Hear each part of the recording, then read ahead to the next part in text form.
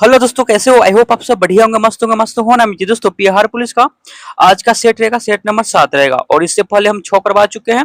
अगर आपने नहीं देखा तो जाकर देख लीजिए, आपके सुविधा के लिए प्लेलिस्ट में होगा, प्लेलिस्ट बना होगा, वहां पे आकर सारे वीडियो को देख लीजिएगा, क्योंकि आपके बिहार पुलिस के एग्जाम के लिए काफी इंपॉर्टेंट होगा और यही से प्रश्न आने की संभावना है। ठीक है, तो सिंपली चैनल पर नए, चैनल को सब्सक्राइब कीजिएगा, वीडियो को लाइक शेयर कमेंट जरूर कीजिएगा। ठीक है, तो चलिए देर न करते हुए हम वीडियो को स्टार्ट करते हैं और एक एक प्रश्न का उत्तर आप देते चलिएगा। ठीक है, गलत हो या सही। आइए, सबसे फर्स्ट नंबर क्वेश्चन आपके स्क्रीन पे, इसका आंसर देने का प्रयास कीजिएगा। जनसांख्यिकी लभ्यांश होता है कितना वर्ष के, कितना वर्ष के तक आपको जनसांख्यिकी लभ्यांश बोलते हैं, बताइएगा। सबसे फर्स्ट नंबर क्वेश्चन का आंसर क्या होगा? तो याद रखिएगा, 15 से 59 वर्ष के कार्यशील जनसंख्या को बोलते हैं। 15 से 59 वर्ष के कार्यशील जनसंख्या को बोलते हैं। ठीक है, चलिए आइएगा सेकंड नंबर क्वेश्चन पर और बोलिएगा, डाक संशोधन विधेयक में पॉकेट वीटो का प्रयोग किस राष्ट्रपति ने किया था? डाक संशोधन विधेयक में पॉकेट वीटो का प्रयोग किस राष्ट्रपति ने किया था, बताइएगा। किस राष्ट्रपति ने किया था? तो याद रखिएगा, ज्ञानी जैल सिंह ने। ऑप्शन नंबर बी, ज्ञानी जैल सिंह ने। आइए अगला है 3 नंबर क्वेश्चन। महाराजाधिराज की उपाधि अपनाने वाला पहला गुप्त शासक कौन था? महाराजाधिराज की उपाधि अपनाने वाला पहला गुप्त शासक कौन था, बताइएगा। कौन हो जाएगा? महाराजाधिराज की उपाधि अपनाने वाला पहला गुप्त शासक कौन था? चंद्रगुप्त प्रथम। ऑप्शन नंबर ए, चंद्रगुप्त प्रथम। ठीक है, आइए 4 नंबर क्वेश्चन पर आते हैं और 4 नंबर क्वेश्चन आपके स्क्रीन पे है कि भारतीय संविधान की अनुसूची 6 में किन किन राज्यों को शामिल किया गया है? भी यानी 6 है। ठीक है, 6 में किन किन राज्यों को शामिल किया गया, बताइएगा। तो याद रखिएगा, इसका आंसर की बात करें, असम, त्रिपुरा, मेघालय व मिजोरम। असम, त्रिपुरा, मेघालय व मिजोरम। अगला है, नील दर्पण नामक पुस्तक किसने लिखी थी? नील दर्पण, नील दर्पण नामक पुस्तक किसने लिखी थी, बताइएगा। और काफी इंपोर्टेंट भी है ये, आपको मध्य पुलिस एग्जाम में ये पूछा जा चुका है। ठीक है, तो नील दर्पण नामक पुस्तक किसने लिखी थी? 5 का आंसर बताइएगा। याद रखिएगा, दीनबंधु मित्र ने। दीनबंधु मित्र ने लिखा था, याद रखिएगा, दीनबंधु मित्र ने लिखा था। ठीक है, अगला क्वेश्चन है, निकोलो कोंटी नामक इटलावी यात्री किसके शासनकाल में भारत आया था? निकोलो कोंटी नामक इटलावी यात्री किसके शासनकाल में भारत आया था, बताइएगा। 6 का आंसर क्या होगा? तो याद रखिएगा, देवराज प्रथम के शासनकाल में आया था। ऑप्शन नंबर ए, देवराय प्रथम के शासनकाल में आया था। अवध के ब्रिटिश भारत साम्राज्य में मिलन के समय अवध के नवाब कौन था? अवध के ब्रिटिश भारत साम्राज्य में मिलन के समय अवध के नवाब कौन था? अवध के नवाब कौन था? तो आपको मालूम होना चाहिए, अवध का नवाब कौन था? Wajid Ali Shah. Option number A, Wajid Ali Shah. ठीक है, आइए अगला क्वेश्चन पाइएगा। HYSIS नामक उपग्रह का प्रक्षेपण किन यान ने किया था, बताइएगा। HYSIS नामक उपग्रह का प्रक्षेपण किस यान ने, यानी यान से किया था? 8 का बताइएगा, किस यान से किया था? याद रखिएगा, यहाँ पे ऑप्शन नंबर कौन होगा? ऑप्शन नंबर यहाँ पे सी हो जाएगा, PSLV C43 से। ठीक है, अगला है, ऑस्ट्रेलियाई ओपन 2019 की महिला एकल विजेता कौन है?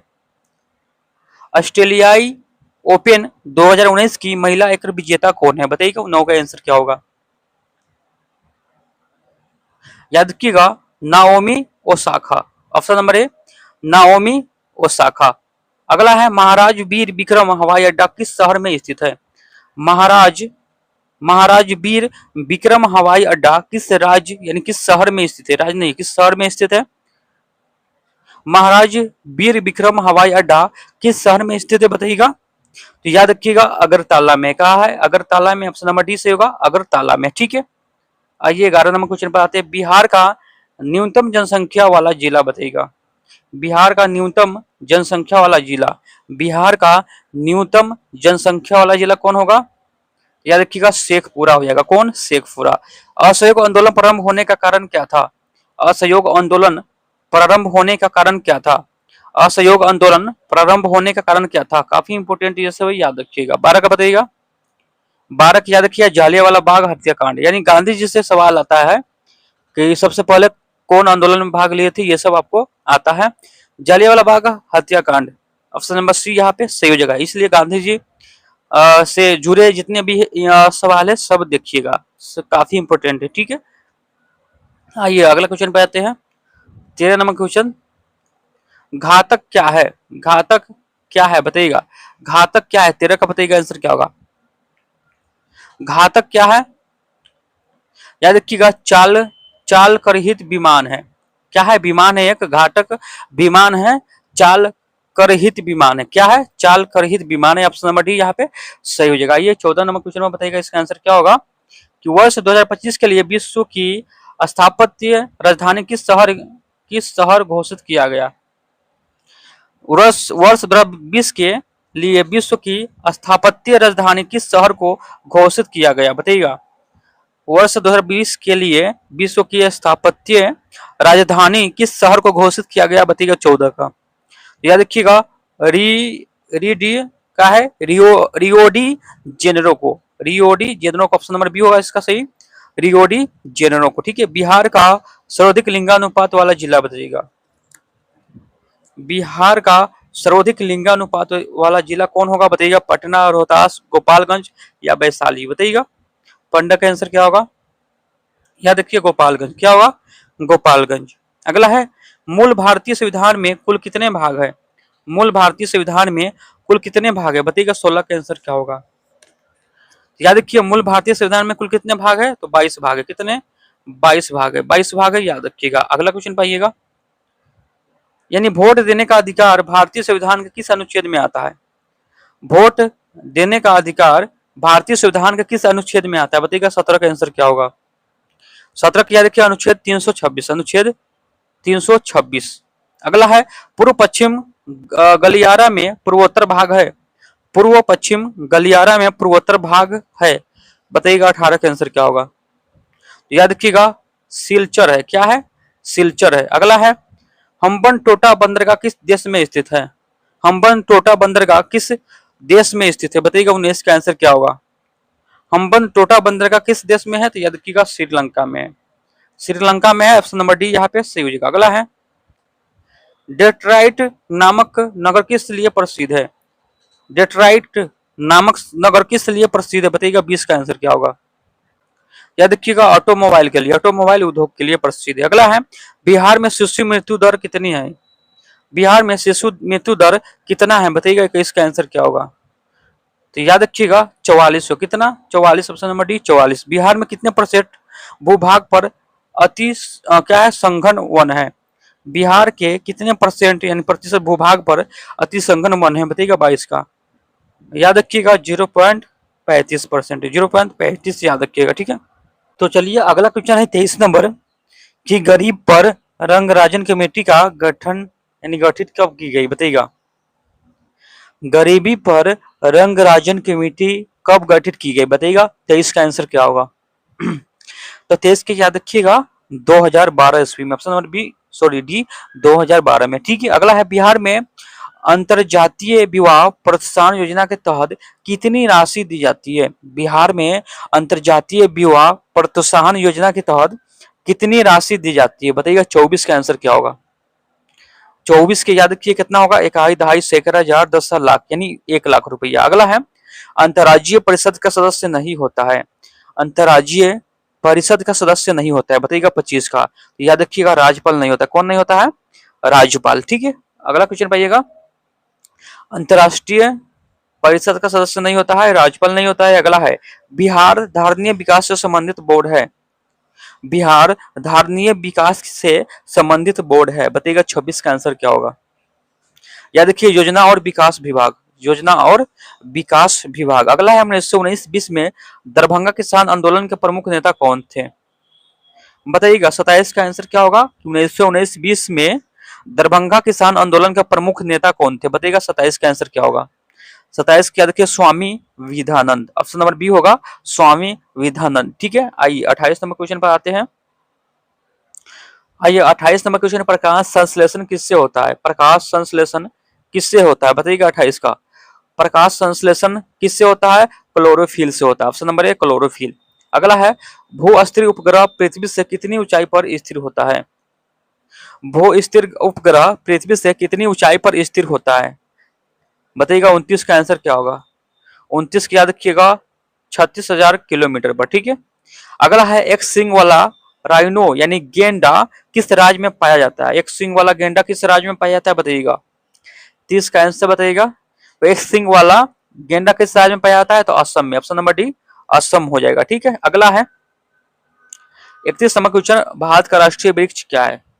भारत का राष्ट्रीय वृक्ष क्या है? बताइएगा। भारत का राष्ट्रीय वृक्ष क्या है? बरगद हो जाएगा। ऑप्शन नंबर डी बरगद। अगला है, पृथ्वी दिवस कब मनाया जाता है?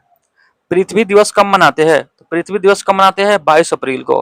पृथ्वी दिवस कब मनाते हैं? 22 अप्रैल को। अगला है, ग्लोबल वार्मिंग, आइए इसका आंसर दीजिएगा। ग्लोबल वार्मिंग किस गैस से होता है? ग्लोबल वार्मिंग किस गैस से होता है? बताइएगा। 33 का आंसर क्या होगा? याद रखिएगा, CO2 से होता है। ठीक है। अगला है, उत्पादक और खाने के क्रम को क्या कहते हैं? 34 का बताइएगा। उत्पादक और खाने के क्रम को क्या कहते हैं? बताइएगा। 34 का आंसर क्या होगा? याद रखिएगा, खाद्य श्रृंखला बोलते हैं। क्या बोलते हैं? खाद्य श्रृंखला। अनुवंशिकता की सबसे छोटी इकाई क्या है? अनुवंशिकता की सबसे छोटी इकाई क्या है? अनुवंशिकता की सबसे छोटी इकाई क्या है? बताइएगा। 35 का आंसर क्या होगा? 35 क्या रखिएगा? जीन हो जाएगा। Option number D gene. अगला है, डिऑक्सीजनित रुधिर शरीर में किस में आता है? डिऑक्सीजनित रुधिर शरीर में किस में आता है? बताइएगा। 36 का आंसर क्या होगा? 36 क्या रखिएगा? क्या क्या है? दाया निलय में। दाया निलय में। अगला है, प्रारंभ खाद नहीं है। प्रारंभिक खाद नहीं है। प्रारंभिक खाद नहीं है। बताइएगा। 37 का। तो प्रारंभिक खाद नहीं है, दूध नहीं है। अगला है, भारत में प्रतिवर्ती धारा का मान है। भारत में प्रतिवर्ती धारा यानी एससी का मान है। भारत में प्रतिवर्ती धारा का मान है। बताइएगा। 38 का आंसर क्या होगा? याद रखिएगा, 50 हर्ट्ज। टिक्का रोग किससे संबंधित है? टिक्का रोग किससे संबंधित है? टिक्का रोग किससे संबंधित है? याद रखिएगा, मूंगफली से संबंधित। सबसे बड़ी मूंगफली। ट्राइबेसिक एसिड है। ट्राइबेसिक एसिड है। ट्राइबेसिक एसिड क्या है? बताइएगा। 40 का। तो 40 क्या रखिएगा? फॉस्फोरिक अम्ल।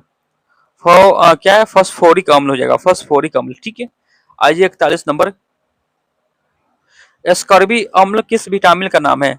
एस्कॉर्बिक अम्ल किस विटामिन का नाम है? बताइएगा। 41 का। याद रखिएगा, विटामिन सी का नाम है। विटामिन सी का नाम है। अगला है 42 नंबर, धातु जब अम्ल से अभिक्रिया करता है तो कौन सा गैस उत्पन्न होता है? धातु जब गैस यानी सॉरी धातु जब अम्ल से अभिक्रिया करता है तो कौन सा गैस उत्पन्न होता है? बताइएगा। 42 का। तो कौन सा गैस उत्पन्न होता है? हाइड्रोजन होता है। क्या होता है? हाइड्रोजन। इसका राइट आंसर हो जाएगा। ठीक है। अगला है, इलेक्ट्रॉनिक विन्यास 287 वाला अधातु तत्व कौन सा है? इलेक्ट्रॉनिक विन्यास 287 वाला अधातु तत्व कौन सा है? बताइएगा। 43 का। 43 का क्लोरीन हो जाएगा। Option number B chlorine. Xylem का क्या कार्य होता है? बताइएगा। जाइलम का कार्य होता है, क्या कार्य होता है? बताइएगा। जाइलम का क्या कार्य होता है? बताइएगा। 44 का।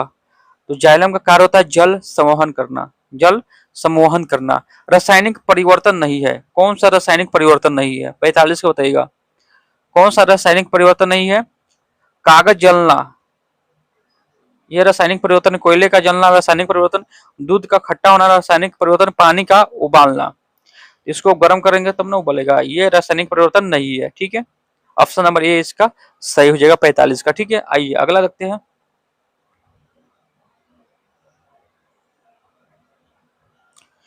आइएगा, अगला क्वेश्चन आपके स्क्रीन पे, इसका आंसर देने का प्रयास कीजिएगा।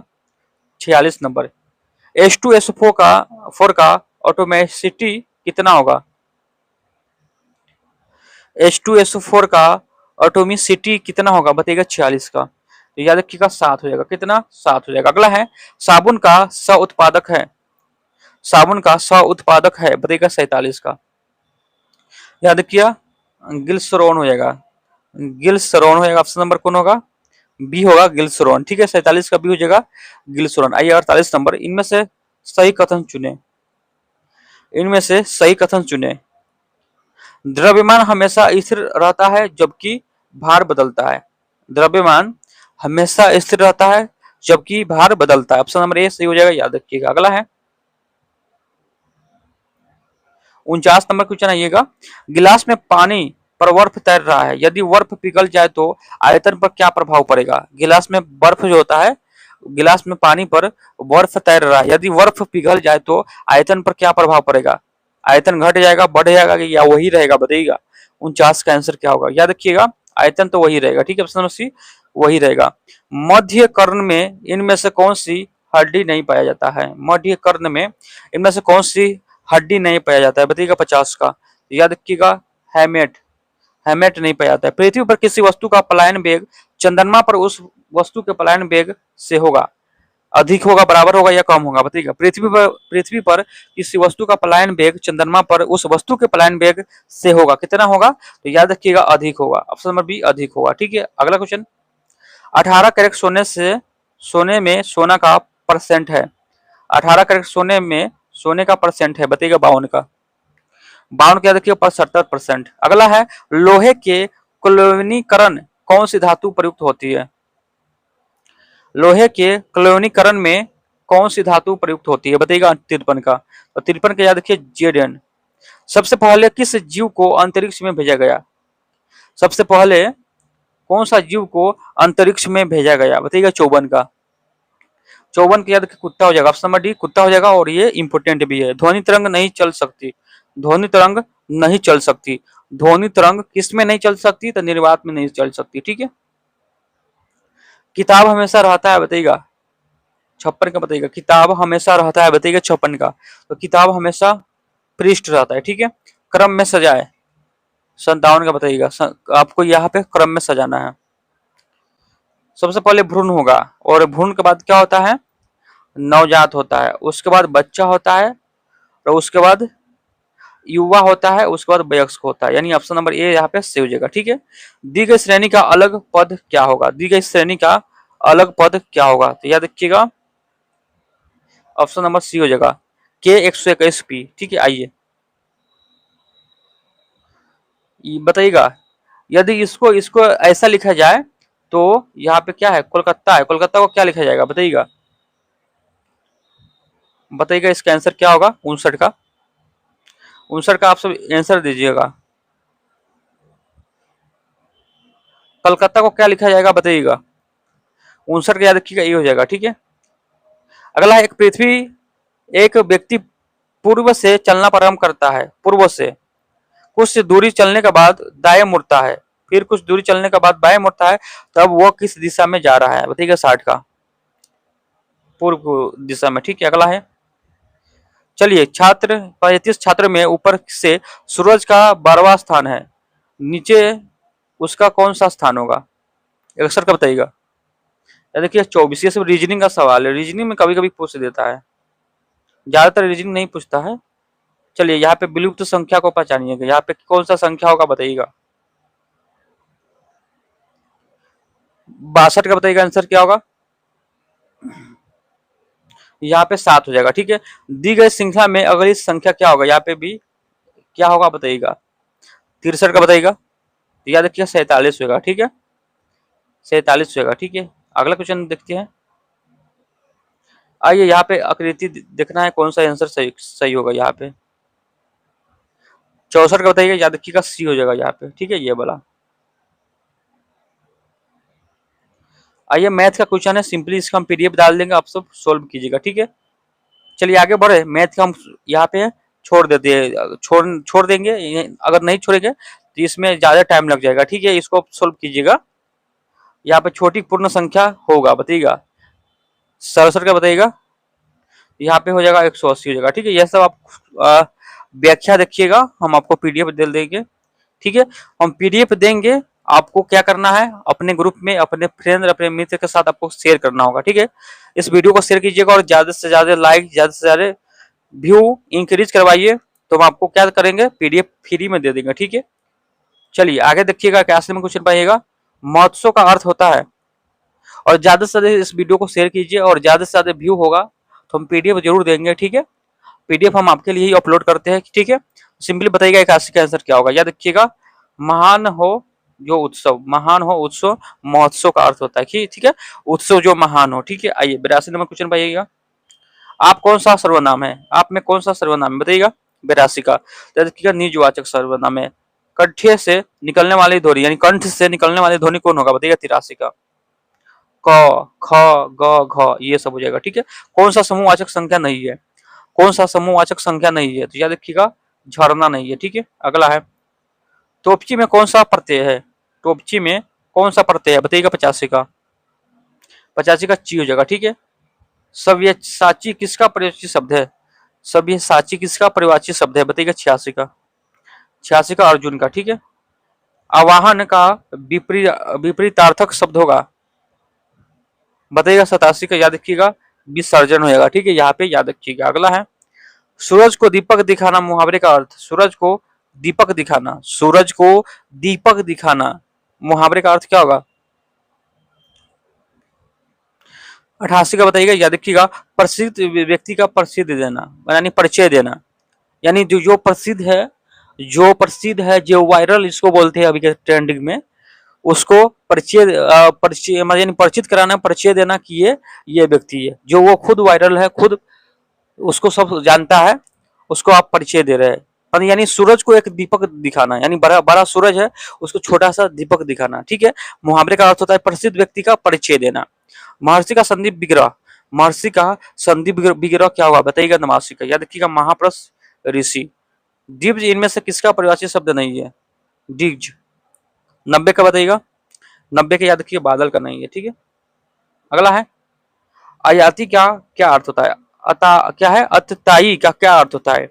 देखिए यहाँ पे आंसर भी है, नीचे की ओर आपको आंसर भी मिलेगा और नीचे आपको डिस्कशन भी मिलेगा। डिस्कशन जरूर पढ़िएगा, आपको यहाँ पे सारे इंपोर्टेंट आपके लिए रहेगा, इसलिए सारे पीडीएफ हम आपको फ्री में आपको टेलीग्राम पर अपलोड कर देते हैं, इसलिए टेलीग्राम ग्रुप से ज्वाइन होइए, डिस्क्रिप्शन में लिंक होगा और ज्यादा से ज्यादा सपोर्ट कीजिए वीडियो को। ठीक है, और अच्छा हम कंटेंट ऐसे ही लाते रहेंगे। ठीक है, आइए बताइएगा 91 का आंसर क्या होगा। याद रखिएगा जो अत्याचार करता हो, जो अत्याचार करता हुआ। ठीक है, और वीडियो को फुल वॉच कीजिएगा। ठीक है, वीडियो को फुल वॉच कीजिएगा और कमेंट एक प्यारा सा जरूर कीजिएगा अगर आपको अच्छा लगा हो तो। ठीक है, अगर लगता है कि आपके लिए हम मेहनत करते हैं तो सिंपली एक कमेंट प्यारा सा जरूर कीजिएगा। ठीक है, और कितना स्कोर होता है वो भी जरूर बताइएगा। ठीक है, 92 कहिएगा इनमें से समूह में सभी शब्द अशुद्ध लिखा है यानी शुद्ध लिखा है, इनमें से किस समूह में सभी शब्द शुद्ध लिखा है बताइएगा 92 का। प्राकृतिक पुनर्जन्म और क्या है भर्त्सना बलिष्ठ, यानी ऑप्शन नंबर बी हो जाएगा।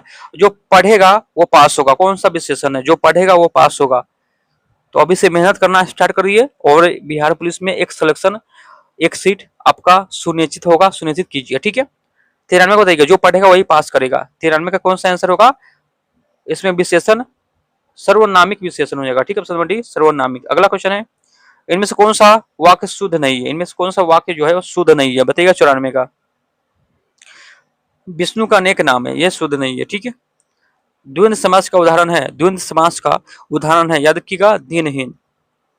आसमान टूट टूट पड़ना मुहावरे का अर्थ क्या होगा, ये आप लोगों को पता होगा, फटाफट कमेंट कीजिएगा कि आसमान टूट पड़ना, आसमान टूट पड़ना मुहावरे का अर्थ बताइएगा। लॉटरी लगना, क्रोध आना, मुसीबत आना या ध्वस्त हो जाना बताइएगा। चारों ऑप्शन में आपका आंसर क्या होगा फटाफट कमेंट कीजिएगा।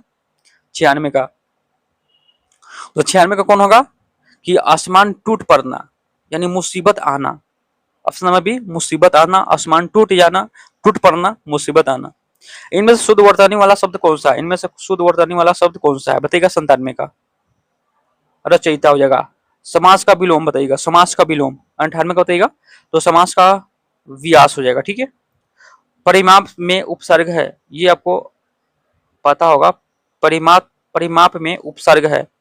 99 का बताइएगा परी हो जाएगा। ठीक है, बादल का तत्सम शब्द होगा 100 का बताइएगा, याद रखिएगा वारिद हो जाएगा। ठीक है, वारिद हो जाएगा। ठीक है, तो यहाँ पे आपको 100 क्वेश्चन समाप्त होता है। ठीक है, यहाँ पे और 100 क्वेश्चन समाप्त होता है। यहाँ पे फुल व्याख्या है आपको, यहाँ पे सारे पीडीएफ को हमने क्या किया है स्कैन करके बनाया, यानी फोटो खींचा हुआ नहीं है, ये स्कैन किया हुआ है। आपके लिए मेहनत करते हैं हम, इसलिए आपको सपोर्ट करना पड़ेगा, लाइक करना पड़ेगा और वीडियो को ज्यादा से ज्यादा शेयर करना पड़ेगा। ठीक है, यहाँ पे 100 क्वेश्चन का कंप्लीट होता है और 100 क्वेश्चन में आप कितना सही कर पाए सिंपली कमेंट बॉक्स में जरूर बताइएगा। और पीडीएफ के लिए डिस्क्रिप्शन में लिंक होगा टेलीग्राम का, जाकर ज्वाइन हो जाइए, वहां पे सारे नोटिफिकेशन मिलता रहता है। ठीक है, तो चलिए फिर एक नए वीडियो के साथ मिलेंगे, तो जय हिंद जय भारत।